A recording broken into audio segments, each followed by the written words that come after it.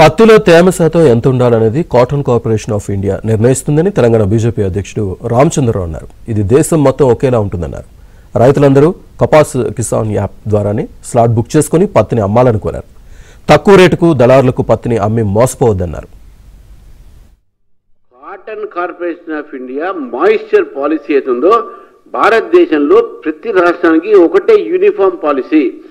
Moisture విషయంలో ఒక policy వాళ్ళు పెట్టుకున్నారు. దేశవ్యాప్తంగా పంజాబ్ నుంచి తెలంగాణ దాకా అదే ఒక పాలసీని వాళ్ళు చేస్తారు. ఎక్కడ ఒక రాష్ట్రానికి ఒక ఎక్కువ మాయిశ్చర్ అంటే ఎక్కువ రేట్లు ఉండడం, తక్కువ మాయిశ్చర్ ఎక్కువ రేట్లు ఎక్కువ కొంటున్నాం అట్లా ఎక్కడ లేదు. Moisture policy Cotton Corporation of ఇండియాది ప్రతి చోట ఒకటే ఉన్నది. కాటన్ కార్పొరేషన్ నుంచే ప్రొక్యూర్మెంట్కి మీరు పోండే. కిసాన్ యాప్ ద్వారా మీరు స్లాట్ బుక్ చేస్తే మీకు డెఫినెట్గా మంచి రేటు ఎంఎస్పి రేటు దొరుకుతుంది. ఎంఎస్పి కన్నా తక్కువ రేటు ఎవరైనా అమ్ముతున్నారంటే అది కేవలం స్థానిక దళారీల వ్యవస్థతోని అమ్ముతున్నారు. అది రాష్ట్ర ప్రభుత్వం బాధ్యత తీసుకొని రైతులకు ఈ దళారీల ద్వారా అమ్మకుండా ప్రయత్నం చేయాల్సిన బాధ్యత రాష్ట్ర ప్రభుత్వం.